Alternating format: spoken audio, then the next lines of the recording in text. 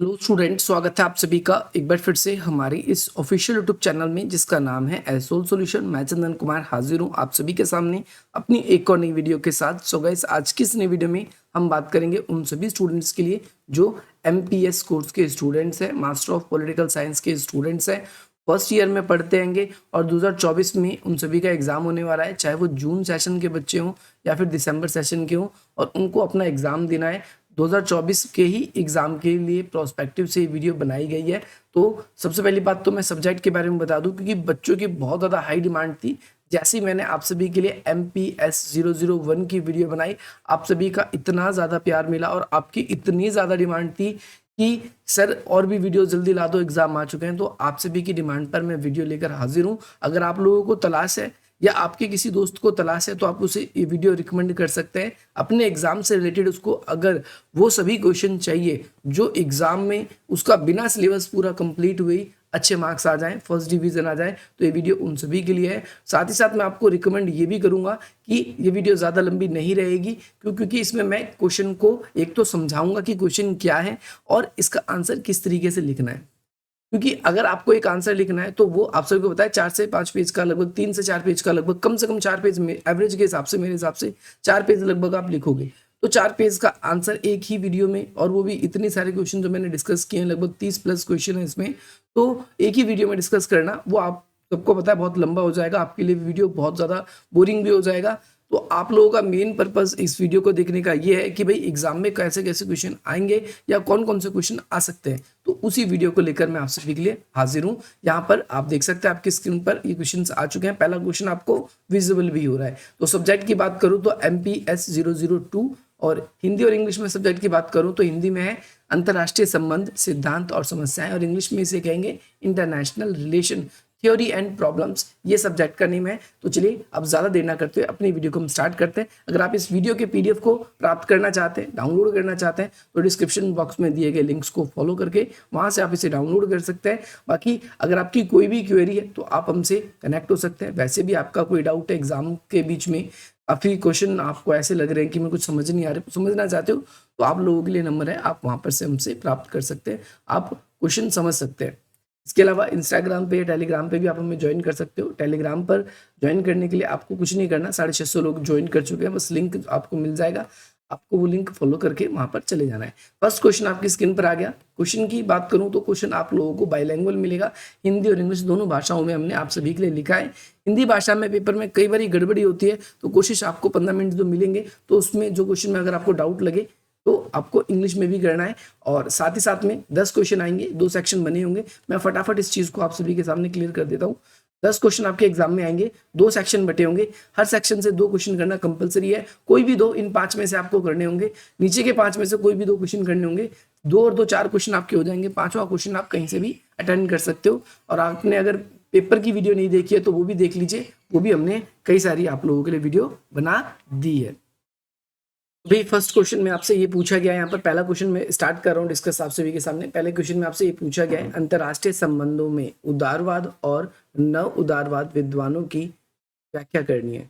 पहली बात तो अंतर्राष्ट्रीय संबंध से संबंधित आपके पेपर में एक क्वेश्चन किसी न किसी एक विचारधारा के बारे में पक्का आएगा, या तो उदारवाद जैसा कि इस क्वेश्चन में पूछा गया है, या फिर आपसे यथार्थवाद, या फिर नव यथार्थवाद। जैसे इस वाले क्वेश्चन में आपसे उदारवाद और नव उदारवाद दोनों के बारे में आपसे पूछ लिया गया है। ऐसी एक यथार्थवादी अंतर्राष्ट्रीय संबंध की एक विचारधारा है, उसके बारे में पूछा जाता है। कई बार मार्क्सवाद के बारे में भी पूछा जाता है, जैसा कि आपको अगले क्वेश्चन में यहाँ पर दिख गया होगा। तो एक क्वेश्चन कंपल्सरी आप सभी के एग्जाम में आएगा ही आएगा। पहली बात मैं आपको एक्सप्लेन कर देता हूँ उदारवाद होता क्या है। उदारवाद बेसिकली एक अंतर्राष्ट्रीय स्तर पर एक ऐसी विचारधारा है जिसका कहना है कि भाई उदार, लिबरल रहना चाहिए, सरकार को इतना ज्यादा कठोर रूप नहीं अपनाना चाहिए। सरकार का कार्य जो है वो शासन संबंधित है। सरकार का काम है कि भाई कानून व्यवस्था बनी रहे, संवैधानिक तंत्र अच्छे तरीके से काम करे, लोगों की सुरक्षा हो और बाहरी आक्रमण से बचाव किया जा सके। ये सरकार का कार्य होता है। सरकार का कार्य ये नहीं होता कि वो लोगों के निजी मामलों में हस्तक्षेप करे। लोगों को आजाद छोड़ देना चाहिए उनके विकास करने के लिए, ये उदारवादी विचारधारा बेसिकली कहती है। लेकिन जो आगे चलकर हम देखते हैं कि भाई जो उदारवादी व्यवस्था है उसकी बहुत ज्यादा मार्क्सवादियों ने आलोचना करी, तो जिसकी वजह से कुछ लोग ऐसे आए निकल के आगे जिन्होंने उदारवादी विचारधारा में कुछ सुधार किया, और वो लोग, लेकिन फिर भी वो क्या कहते हैं, वो लोगों की स्वतंत्रता को कहते हैं कि वो जरूरी है, लेकिन थोड़ी बहुत बदलाव करके, थोड़ा बहुत उन्होंने पुरानी विचारधाराओं के साथ समझौता किया, या फिर आप कह सकते हो बदलाव किया, जिस वजह से उन्हें नव उदारवादी व्यवस्था कहा गया या नव उदारवादी विद्वान कहा गया। तो नव उदारवादी विद्वान भी बेसिकली लोगों की स्वतंत्रता को बनाए रखने की बात करते हैं, लेकिन उदारवादियों से वो थोड़े से अलग होते हैं। ये वीडियो मैंने आप लोगों के लिए ऑलरेडी बना रखी है, अगर आप लोगों ने नहीं देखा है तो आप पहले उस वीडियो को देखिए। अब मैं यहाँ पर पहले मार्क्सवाद बताता हूँ, और मैं आपको ये भी बताऊंगा कि भाई नव उदारवादियों ने क्या बदलाव किया, क्योंकि अगर मैं यही बता देता तो फिर मार्क्सवाद फिर रह जाता। अब देखो, मैंने आपको एक बात बताया कि मार्क्सवादियों ने किसकी विचारधारा का आलोचना किया, उदारवादी विचारधारा का। भाई मार्क्सवादी ने क्यों आलोचना करी, मैं आपको ये भी बताता हूँ। भाई उदारवादी और जो मार्क्सवादी है, दोनों के विचार पहले आपको राज्य के ऊपर पढ़ने होंगे। पॉलिटिकल साइंस में राज्य का मतलब होता है सरकार से, शासन से होता है। और जो है उदारवादी लोग कहते हैं कि राज्य बहुत जरूरी है, राज्य समाज के अंदर एक ऐसा कंपोनेंट है, शासन सरकार एक ऐसी चीज है जो होनी चाहिए। अगर शासन या सरकार नहीं होगी तो अमीर लोग या जो ताकतवर लोग हैं वो गरीब लोगों का हमेशा शोषण करते रहेंगे। राज्य बहुत जरूरी चीज है, अगर राज्य नहीं होगी तो समाज में, राज्य का मतलब सरकार, शासन नहीं रहेगी तो समाज में ना तो कोई कानून व्यवस्था रहेगा, ना ही कोई एक दूसरे का सम्मान करेगा। और जो हम लोग देखते हैं कि भाई समाज में सद्भावना बनी रहती है, वो सद्भावना भी बिल्कुल नहीं बनी रहेगी। ये उदारवादियों का मानना है। लेकिन मार्क्सवादी आलोचना करते हैं। मार्क्सवादी कहते हैं राज्य यानी सरकार, शासन में वही व्यक्ति आता है जो या तो ताकतवर होता है, ताकतवर होगा वो आएगा, या फिर जो अमीर होगा, प्रभावशाली होगा वो आएगा। और ऐसे व्यक्ति क्या करते हैं कि भाई इनके पास पैसे ज्यादा होते हैं, तो जब भी चुनाव होते हैं तो यही चुनावी राजनीति में खड़े होते हैं, ये जीत जाते हैं। और ये क्या करते हैं, सारे के सारे संसाधन जितने भी हैं, चाहे वो आप सभी के सुरक्षा की बात हो, यानी पुलिस वगैरह, न्याय वगैरह, वो अपने अकॉर्डिंग नियम बनाते हैं जैसा उनको चाहिए। तो राज्य जैसी संस्था नहीं होनी चाहिए, मार्क्स का कहना है। मार्क्स का कहना है कि लोगों के बीच में समानता आनी चाहिए। मार्क्सवादी विचारधारा का मानना है कि लोगों के बीच में समानता आनी चाहिए। और वहीं उदारवादी जो विचारधारा है उसका अलग है, प्रोस्पेक्टिव उदारवादी का अलग है। तो मार्क्सवादियों का कहना है कि जो अंतर्राष्ट्रीय स्तर पर जो अमीर देश है वो गरीब देशों का शोषण कर रहे हैं। कुल मिलाकर आपको ये ध्यान रखना है, क्योंकि गरीब देशों के पास में इतने संसाधन नहीं है, टेक्नोलॉजीज नहीं है कि वो उन टेक्नोलॉजी का यूज कर पाए, इसीलिए उन्हें अमीर देशों के ऊपर निर्भर रहना पड़ता है। और अमीर देश इस निर्भरता का पूरा लाभ उठाते हैं, और अमीर देश क्या करते हैं, इनका शोषण करते हैं। आपको ये भी याद रखना है, ये वाला कॉन्सेप्ट भी आपको तो उदारवादी व्यवस्था और मार्क्सवादी व्यवस्था क्या थी। अब भाई मार्क्सवाद ने उदारवाद का आलोचना किया, तो उदारवादियों को भी लगा कि यार सच में कुछ तो कमी है, तो फिर आगे चलकर उस कमी को सुधारा गया। और फिर एक नई विचारधारा मार्क्सवाद के अगेंस्ट में आई, जिसे बोला गया हमने नव उदारवादी व्यवस्था। नव उदारवादी व्यवस्था कहते हैं कि सरकार को भाई थोड़ा बहुत मामलों में हस्तक्षेप करना चाहिए, जैसे जन कल्याण के मामले में सरकार को कार्य करना चाहिए, शिक्षा, स्वास्थ्य, इन सब क्षेत्रों में कार्य करना चाहिए सरकार को। लेकिन लोगों की निजी जो आवश्यकता है उनमें दखल अंदाजी नहीं देना चाहिए। आपको याद रखना, ये नव उदारवादी विचारधारा है। अब देखो अगला क्वेश्चन नंबर 3 है। इसमें आपसे पूछा गया अंतरराष्ट्रीय संबंध में यथावादी थोड़ा सा गलत लिख दिया, यथार्थवादी ये ऐसे लिखा जाएगा, और नव यथार्थवादी, गैर यथार्थवाद भी लिखा सकता है पेपर में, और नव यथार्थवाद भी लिखा सकता है। तो आपको याद रखना है, इन दोनों में अंतर करना है। तो जब यथार्थवाद की बात करते हैं तो आपको हंस जे मार्गेनथाउ के विचार पढ़ने होते हैं, और ये मैंने आप लोगों के लिए वीडियो ऑलरेडी बना भी रखी है। अगर आप लोगों ने नहीं देखा है तो आप इसको देखिए, प्लेलिस्ट के अंदर प्लेलिस्ट आपको मिल जाएगी, उस प्लेलिस्ट को आप पूरी तरीके से देखिए। अगर आपको समझ नहीं आता तो आप कमेंट करके मुझे बोलेंगे। तो नव यथार्थवादी विचारधारा जो है वो बेसिकली है क्या, तो नव यथार्थवादी विचारधारा जो है यथार्थवाद का एक नया रूप है। जिस तरीके से मार्क्सवादियों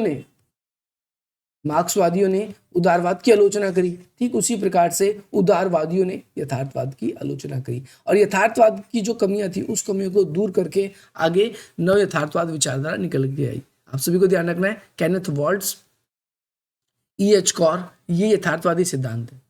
तो आपको इसके विचार इसके अंदर पढ़ने होंगे। ये दोनों के दोनों मैंने आप लोगों के लिए पढ़ा रखा है, अगर आप लोगों ने नहीं देखा है तो आप देख सकते हैं या फिर कमेंट करके वीडियो को मांग सकते हैं। अब हमारे सामने आ चुका है क्वेश्चन नंबर 4। इसमें आपसे पूछा गया है निर्भरता के सिद्धांत की व्याख्या करें, और इसकी सीमाओं का लिमिटेशंस को विश्लेषण कीजिए। तो भाई सबसे पहले निर्भरता का सिद्धांत है क्या? निर्भरता जो है एजी फ्रैंक, पेपर में कई बार ऐसे भी लिखा जाएगा आपसे, एजी फ्रैंक के विचार बताइए, आंद्रे गुंडर फ्रैंक के विचार बताइए। तो ये कोई अलग बात नहीं, ये सेम ही क्वेश्चन है। आंद्रे गुंडर फ्रैंक ने क्या किया? निर्भरता का सिद्धांत दिया। और एक और है, आप सभी को नाम याद रखना है, एम्यूल वॉलस्ट्रीन। एम्यूल वॉलस्ट्रीन, आपसे कई बार एम्यूल वॉलस्ट्रीन के विचार पूछे जाते हैं। तो ये दोनों के दोनों जो निर्भरता के सिद्धांत है, डिपेंडेंसी थ्योरी के अंतर्गत आते हैं, जिसमें निर्भरता का सिद्धांत में ये बताया गया, ये एक बेसिकली मार्क्सवादी सिद्धांत है। कैसा सिद्धांत है? मार्क्सवादी सिद्धांत है। और इस मार्क्सवादी सिद्धांत में ये बताया गया है कि अंतर्राष्ट्रीय स्तर पर तो 3 तरीके के देश हैं। जैसे एक अमीर देश है जिसे हम विकसित देश कह सकते हैं, कुछ गरीब देश है जिसे हम अविकसित देश कहेंगे, और कुछ ऐसे देश हैं जो ना तो अमीर है ना गरीब है, मध्यम किस्म के हैं, तो इसे हम विकासशील देश कह देते हैं। तो बेसिकली है क्या? अमीर देशों के पास में बहुत बड़ी ज़्यादा कंपनियां हैं, और गरीब देश जो है इनके पास केवल संसाधन है, सस्ते श्रमिक हैं, और जो है अमीर देशों के द्वारा गरीब देश और साथ ही साथ जो मध्यम स्तर के देश हैं, इन देशों के अंदर जो भी संसाधन पाए जाते हैं, इन संसाधनों का किया जा रहा है शोषण, और अपने देश में वो इसका ज़्यादा से ज़्यादा लाभ ले रहे हैं। वो अपनी टेक्नोलॉजी को सेल करके लाभ कमा रहे हैं, इन गरीब देशों में अपने प्रोडक्ट को सेल करके भी लाभ कमा रहे हैं। तो आप सभी को याद रखना है इन सब चीज़ों के बारे में, पेपर में आता है क्वेश्चन, मैंने आप लोगों को करा रखा है। अंतर्राष्ट्रीय राजनीति में यथार्थवादी और उदारवादी ढांचों के बीच में विभेद कीजिए। जब आप ये वाला क्वेश्चन, थर्ड क्वेश्चन और जो क्वेश्चन नंबर फर्स्ट है, इसको कर लोगे तो आप अपने आप ही इस 5वें क्वेश्चन का आंसर दे पाओगे। तो आपको पहले वो क्वेश्चन करना है। नेक्स्ट क्वेश्चन आप सभी के सामने आ चुका है, जिसमें आपसे पूछा गया है उत्तर आधुनिक पोस्ट मॉडर्निज्म के प्रमुख विषयों को बताइए। तो उत्तर आधुनिक के कई सारे विषय हैं, उत्तर आधुनिक के कई सारे विषय हैं, उन सभी विषयों के अंदर ही हम देखें तो पोस्ट मॉडर्निज्म जो है ये भी एक इसकी ब्रांच है। तो इसके अंदर हम देखते हैं आधुनिकीकरण, आधुनिकीकरण, तकनीकी, तकनीकी, तकनीकी के साथ साथ इसके अंदर एक दो पॉइंट और भी आप इसके अंदर ऐड करना चाहो तो कर सकते हो। साम्राज्यवाद, साम्राज्यवाद, और साम्राज्यवाद के अलावा भी अलग अलग और विचारधारा जो है ये भी आप इसके अंदर क्या कर सकते हो? ऐड कर सकते हो। जैसे तकनीकों की बात करते हैं तो तकनीक बेसिकली है क्या? तो विकसित देशों से तकनीक जो है, विकसित देशों से जो तकनीक है वो विकासशील देशों की तरफ अग्रसर होती है, या विकसित देशों से हम कह सकते हैं अल्प विकसित देशों तक अग्रसर होती है। अल्प विकसित देशों के ऊपर जो भी संसाधन पाए जाते हैं, उन संसाधनों को क्या किया जाता है? अब कुछ ना कुछ नया रूप दिया जाता है, और उसे फिर मार्केट में बेच कर क्या किया जाता है? अधिक से अधिक लाभ कमाया जाता है। तो ये आप सभी को ध्यान रखना है, आधुनिक की थ्योरी है। ये इतना ज्यादा इंपॉर्टेंट क्वेश्चन नहीं है, बट फिर भी पूछा जा सकता है। अगला क्वेश्चन, क्वेश्चन ये बहुत इंपॉर्टेंट क्वेश्चन है, वैश्वीकरण से रिलेटेड 2 क्वेश्चन आपके एग्जाम में है। क्वेश्चन है वैश्वीकरण के परिप्रेक्ष्य ने कैसे अंतरराष्ट्रीय संबंधों को बदल दिया है। आपको पता है वैश्वीकरण के कारण 3 से 4 चीजें घटनाएं घटी हैं। एक तो अर्थव्यवस्था पर बहुत ज्यादा प्रभाव देखने को मिला है, राजनीतिक व्यवस्था पर बहुत ज्यादा प्रभाव देखने को मिला है, सामाजिक और सांस्कृतिक व्यवस्था, इन 3-4 क्षेत्रों में हमें ज्यादातर प्रभाव देखने को मिल रहा है वैश्वीकरण का। जैसे कि इसकी अर्थव्यवस्था, अर्थव्यवस्था दूसरे देशों की अर्थव्यवस्था के साथ जुड़ रही है, राजनीतिक संबंध हमारे सुधर रहे हैं, और संस्कृति का भी आदान प्रदान हो रहा है। तो इससे अंतर्राष्ट्रीय जो संबंध है उसमें बदलाव डायरेक्टली देखने को मिल रहा है। आजकल देश एक दूसरे के क्लोज क्यों आ रहे हैं? क्योंकि इससे देशों की अर्थव्यवस्था में सुधार आ रहा है, राजनीतिक संबंध में फायदा पहुंच रहा है क्योंकि देश विदेश के जो नेता है उनका आना जाना हो रहा है, और कल्चर संस्कृति का भी आदान प्रदान हो रहा है। वैश्वीकरण ने बेसिकली हर एक देशों को अंदर सुधार, पॉजिटिव चेंजेस लाने की कोशिश करी है। इसके अंदर कोई भी चीजें आप इसके अंदर मेंशन कर सकते हो। नेक्स्ट क्वेश्चन आपकी स्क्रीन पर है, जिसमें आपसे पूछा गया है अंतरराष्ट्रीय संबंधों में गैर सरकारी संगठन की वृद्धि और इस पे प्रासंगिकता बताना है। अंतरराष्ट्रीय, देखो आज के जमाने में बहुत सारी विदेशी कंपनियां, गैर सरकारी संगठन किसे बोलते हैं? सबसे पहले ऐसे संगठन, ऐसे समूह जो केवल विकसित देशों में नहीं बल्कि विकासशील देशों में भी उनकी कंपनियां एक देश से दूसरे देश में आ रही है, एक देश से दूसरे देश में ये कंपनियां जा रही है। और इन कंपनियों का जाने का फायदा क्या मिल रहा है? इन कंपनियों का वहां पर एक देश से दूसरे देश में जाने का फायदा ये मिल रहा है कि ये अपने व्यापार को एक्सपेंड कर पा रही है। तो इससे देशों के संबंध सुधर रहे हैं। जैसे फॉर एग्जांपल इंडिया की कोई कंपनी है, अगर वो अमेरिका जा रही है, या अमेरिका की कोई कंपनी है जो इंडिया आ रही है, तो इससे दोनों देशों के आपसी संबंध सुधरेंगे कि नहीं सुधरेंगे? तो आप बोलोगे अंतर्राष्ट्रीय संबंधों में सुधार हुआ है। इसके अलावा अमेरिका की कोई कंपनी भारत की तरफ आती है, तो अमेरिका के कभी ना कभी लोग तो विजिट करते हैं उन कंपनियों के थ्रू कि भाई हमारी कंपनी ठीक से चल रही है नहीं चल रही। तो इससे हमारे देश में आवाजाही बढ़ती है, और साथ ही साथ में हमारे वैसे राजनीतिक संबंध, पॉलिटिकल संबंध भी सुधरते हैं। और इसकी प्रासंगिकता बिल्कुल है, रेलेवेंट आज के ज़माने में बिल्कुल है अंतर्राष्ट्रीय संबंधों को सुधारने में। देखो, किसी दो देशों के बीच में, अमेरिका और हम चीन का या रूस का एग्जाम्पल लेते हैं, अगर उन दोनों देशों के आपसी संबंध खराब है, तो उन देशों की जो कंपनियां हैं वो धीरे धीरे उन देशों से अपना व्यापार खत्म करके धीरे धीरे अपने देशों में लौटने लगती है। तो यहाँ पर हम ये भी इस जगह पर देख सकते हैं कि अंतर्राष्ट्रीय स्तर पर जो व्यापार है, व्यापार को मॉनिटरिंग करने में भी काफ़ी हद तक इसकी क्या है, भूमिका है। तो ये भी आपको याद रखना है। ये वाला क्वेश्चन भी, क्वेश्चन नंबर 8 भी आपके लिए हो चुका है। क्वेश्चन नंबर 9 है, थोड़ा सा ब्लर है लेकिन आप लोगों को दिखेगा, विजिबल है। यहाँ पर क्वेश्चन में ये पूछा गया, अंतर्राष्ट्रीय आतंकवाद जो है, आतंकवाद की आपको परिभाषा देनी है। इसकी वीडियो मैंने आप लोगों के लिए ऑलरेडी अपलोड करा रखी है, तो मैं ज़्यादा इसको एक्सप्लेन नहीं करूंगा। आतंकवाद जिसे इंग्लिश में टेररिज्म कहते हैं, और टेररिज्म जो है ग्रीक भाषा के टेरर शब्द से बना है, जिसका मतलब होता है थरथराना या कांपना। जब कुछ लोग किसी देश की जनता को डराने का काम करती है और वहाँ की सरकार से जबरन या फिर धमकाकर कुछ अपनी मांगों को मंगवाने का काम करती है, तो उसे ही हम आतंकवाद कहते हैं। और इसने किस प्रकार से हिंसा और आतंक को फैलाने में भूमिका निभाई है, इनके इरादे और तरीकों के बारे में बताना है। तो मैंने ये वीडियो आप लोगों के लिए ऑलरेडी बना रखी है, अगर आप लोगों ने नहीं देखा है तो आप आतंकवाद वाली वीडियो जो है हमारी देख सकते हैं।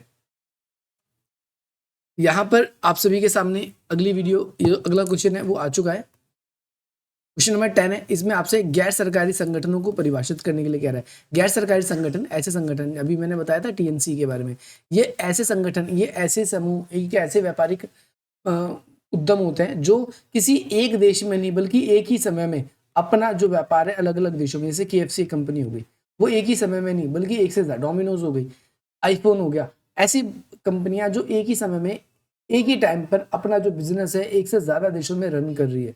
उसका किसी एक देश में हेड ऑफिस होता है, लेकिन वो अपने हेड ऑफिस के थ्रू अपने पूरे के पूरे व्यापार को कंट्रोल करती है, कोऑर्डिनेट करती है। तो इसे ही टीएनसी कहते हैं। इसने अंतर्राष्ट्रीय व्यापार को कैसे परिभाषित किया, तो ऊपर मैंने आपको बता दिया, ये सेम क्वेश्चन है। भूमंडलीकरण के दौर में सतत विकास और पर्यावरण पर एक चिंता बतानी है। वही भूमंडलीकरण के दौर में, यानी वैश्वीकरण का दौर, जब भी भूमंडलीकरण आपके सामने शब्द आ जाए तो आप समझ जाएंगे कि ये वैश्वीकरण की बात हो रही है, ये ग्लोबलाइजेशन की बात हो रही है। तो भूमंडलीकरण ने क्या किया है, सतत विकास को प्रभावित किया है। हम देख रहे हैं वैश्वीकरण के आने से एक देश की कंपनी दूसरे देशों में तो जा रही है, उससे व्यापार में वृद्धि तो हो रही है, आपसी संबंध तो अच्छे हो रहे हैं, सांस्कृतिक संबंध तो अच्छे हो रहे हैं, लेकिन उसका नकारात्मक प्रभाव जो है पर्यावरण पर देखने को मिल रहा है। आज बड़ी तेजी से संसाधनों का दोहन हो रहा है, पेड़ों को काटा जा रहा है, वन विनाश हो रहा है, और हम ये भी कह सकते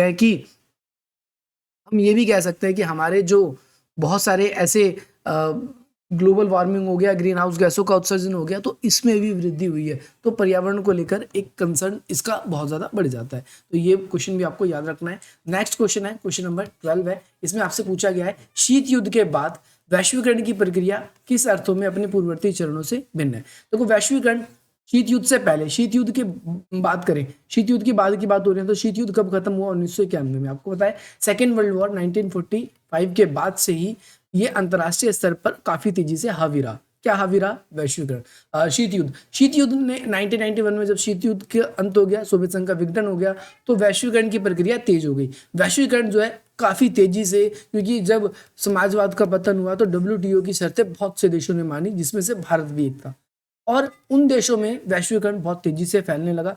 वैश्वीकरण के कारण अगर हम देखें तो हम कह सकते हैं यहाँ पर क्या क्या प्रक्रिया काफी अलग थी। तो वैश्वीकरण का फैलाव जो है वो काफी तेज हो गया शीत युद्ध के बाद। हम ये पहला पॉइंट लिख देंगे। दूसरा पॉइंट इसके अंदर और एक्सप्लेन करेंगे, तो इसमें हम लिख देंगे कि विदेशी कंपनियों ने अपने जो व्यापारिक केंद्र थे वो विकासशील देशों की तरफ बहुत ज्यादा करने लगे।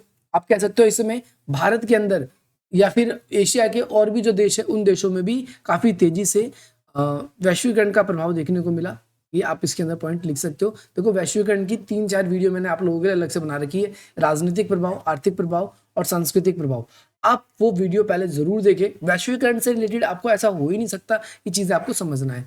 नेक्स्ट क्वेश्चन है, इसमें आपसे पूछा गया है नई विश्व व्यवस्था में भारत पर एक निबंध लिखिए। आपको इस वाले क्वेश्चन में ये बताना है कि भारत आज के ज़माने में किस प्रकार से एक महाशक्ति के रूप में, भारत किस प्रकार से अपनी जो स्थिति है उसको बदलता जा रहा है, भारत किस प्रकार से विकास के मामले में दुनिया में आगे निकल रहा है, आपको ये बताना है। मैंने ये वीडियो भी बना रखी है कि भारत एक उभरती हुई संभावित कैसे महाशक्ति है। अगर आप लोगों ने वो वीडियो नहीं देखा है तो आप पहले वो वीडियो जरूर देखें। नेक्स्ट क्वेश्चन आपकी स्क्रीन पर आ चुका है, क्वेश्चन नंबर 13 है। इसमें आपसे पूछा गया है कि राज्यांतरिक और अंतरराज्य में विस्थापन शब्द को बताइए। राज्यांतरिक और राज्य विस्थापन शब्दावली में अंतर बताइए। राज्यांतरिक मतलब एक राज्य के अंदर ही, जैसे दिल्ली से मैं रोहिणी में रहता हूँ, दिल्ली में, और मैं रोहिणी से मैं लक्ष्मीनगर चला गया, मैं दिल्ली से मैं साउथ दिल्ली चला गया, तो हमने क्या किया कि भाई एक ही जगह से हम दूसरी जगह की तरफ क्या हो गए, शिफ्ट हो गए। हम एक जगह से दूसरी जगह पर क्या हो गए, शिफ्ट हो गए, तो ये राज्य आंतरिक है। और जो राज्य विस्थापन है, यानी एक राज्य, जैसे हमारे माता पिता रोजगार के चक्कर में गाँव को, अपने जो होम टाउन है हमारा, उसको छोड़कर यहाँ पर आए, तो हम इसके अंदर ये कह सकते हैं कि ये अंतरराज्य विस्थापन है, यानी एक राज्य से छोड़कर हम दूसरे किसी राज्य की तरफ विस्थापित हो रहे हैं। तो ये भी आपको याद रखना। नेक्स्ट क्वेश्चन नंबर 14 है। इसमें आपसे पूछा गया है राज्य के नारीवादी दृष्टिकोण की आलोचनात्मक व्याख्या कीजिए। एक वीडियो मिलेगी आपको प्रीतसत्ता की, तो उसमें नारीवाद के बारे में बताया गया है। सबसे पहली बात तो नारीवादी कौन लोग होते हैं? नारीवादी ऐसे लोग को कहा जाता है जो महिलाओं को पुरुषों के समान अधिकार दिलाने की बात करते हैं। इसमें कोई महिला या पुरुष कोई भी शामिल हो सकता है। और इसका हमें राज्य के प्रोस्पेक्टिव में बताना है, तो हम ये कह सकते हैं कि राज्य जैसी जो संस्थाएं हैं, जैसे बड़े बड़े जो अधिकारी हैं या फिर जो हमारे शासन प्रशासक के लोग हैं, वो लोग क्या करते हैं बेसिकली, आप इसके अंदर देखोगे कि शासन व्यवस्था पर उनका पूरी तरीके से क्या हो जाता है, नियंत्रण हो जाता है, और इसमें महिलाओं की भागीदारी नहीं होती। तो राज्य के प्रोस्पेक्टिव में बताना है कि जितने भी बड़े बड़े विभाग हैं, न्याय के पद हैं या और कोई पद है, उन सब पर किसका दबदबा हो चुका है, आपको इस वाले प्रोस्पेक्टिव में इस वाले क्वेश्चन में ये बताना है। नेक्स्ट क्वेश्चन है क्वेश्चन नंबर 15 है। इसमें आपसे पूछा गया सैद्धांतिक तौर पर मध्य शक्ति, मिडल पावर, उभरती हुई महाशक्तियां, जो इमर्जिंग सुपर पावर का विश्लेषण करना है। तो मध्य शक्ति कौन कौन सी देश है, इसकी वीडियो मैंने आप लोगों के लिए बना रखी है। आप पहले उस वीडियो के साथ डील करेंगे, इसके बाद में आप कुछ करने की कोशिश करेंगे।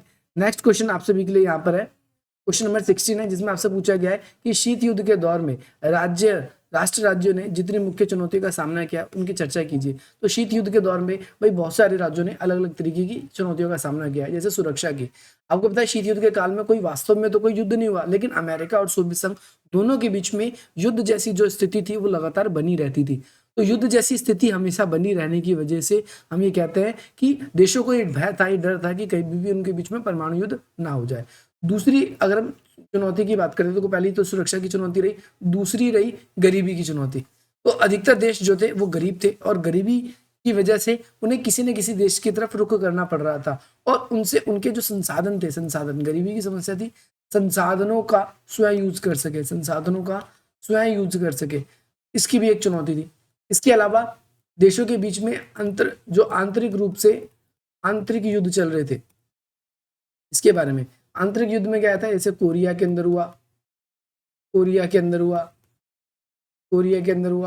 वियतनाम के अंदर हुआ, ठीक है, कांगो के अंदर हुआ, ऐसे अलग अलग जगहों पे, अफगानिस्तान के अंदर हुआ। तो देशों के अंदर आपसी युद्ध का या शांति बनने का भी खतरा था। अगला क्वेश्चन नंबर 17 है। इसमें आपसे पूछा गया है शीत युद्ध के बाद वैश्वीकरण की प्रक्रिया किस शर्तों में पूर्वी चरणों से भिन्न थी। तो ये क्वेश्चन मैंने आप लोगों को करवा दिया है यहाँ पर। शीत युद्ध वैश्वीकरण अपने पुराने अर्थों में कैसे भिन्न थी, तो ये वाला क्वेश्चन आप सभी को याद से करके जाना है। नेक्स्ट क्वेश्चन है क्वेश्चन नंबर 18 है। इसमें आपसे पूछा गया है कि अविकसितता परिधि मॉडल के सिद्धांत को बताइए। इसमें आपको निर्भरता का सिद्धांत बताना है। ये क्वेश्चन मैंने आप लोगों के लिए करा दिया है, अगर आप लोगों ने नहीं देखा तो ये वीडियो जरूर देखें। निर्भरता का सिद्धांत क्या है मैंने स्टार्टिंग में ही बता दिया, क्वेश्चन आ गया। शीत युद्ध के बाद जो है अंतर्राष्ट्रीय स्तर पर सुरक्षा के परिवेश कैसे बदले। तो अंतर्राष्ट्रीय स्तर पर पहले आपको पता है शीत युद्ध के टाइम पे दो महाशक्तियां थी, एक यूएसए थी और दूसरा यूएसएसआर थी।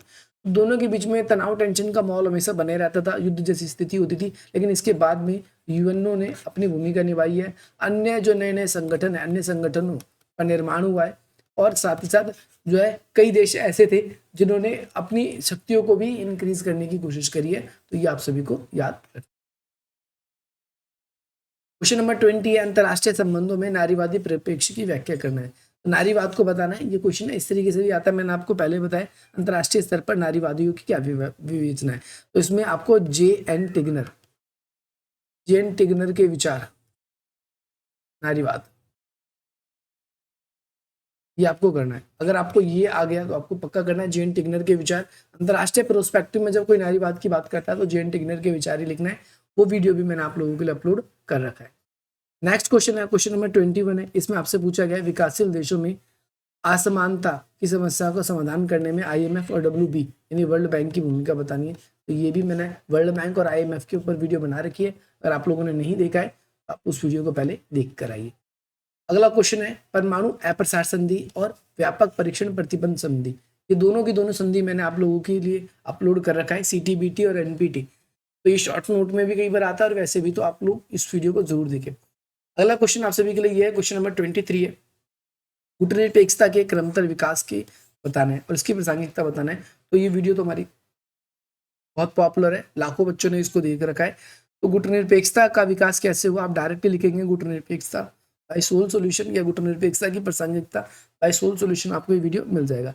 अगला है टिकाऊ विकास क्या है। टिकाऊ विकास सस्टेनेबल डेवलपमेंट को ही कहते हैं, इसमें सतत पोषणीय विकास, विकास का एक ऐसा क्रम जो क्या हो लगातार बना रहे, विकास करने का एक ऐसा तरीका ताकि हमारी आने वाली पीढ़ी जो है, आने वाली जो जनरेशन है वो भी विकास कर सके।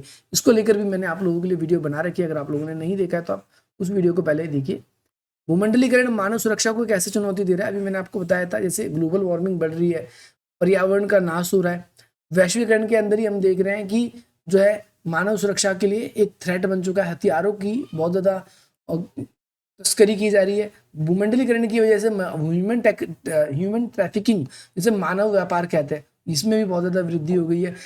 इसके साथ साथ जो जैसे अभी कोरोना वायरस चला था, तो भूमंडलीकरण के दौर में जो है मानव सुरक्षा बहुत ज्यादा थ्रेटफुल हो चुका है। हम इस बात से सहमत है, तो बिल्कुल सहमत है, और इन सभी कंसर्न को आप यहाँ पर क्या करेंगे, एक्सप्लेन कर देंगे।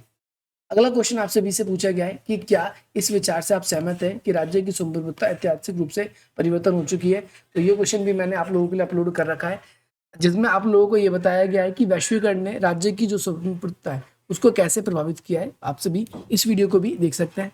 आतंकवाद वाली वीडियो जब आप देखेंगे, 2 वीडियो है, तो दोनों वीडियो के बाद में आपको ये भी पता चल जाएगा इस क्वेश्चन का आंसर भी, कि आपकी समझ से अंतर्राष्ट्रीय आतंकवाद के क्या उद्देश्य हैं और इसकी क्या प्रणाली है, क्या प्रकार है, इसके परिणाम क्या है, कारण क्या है, ये भी मैंने आपको बता रखा है।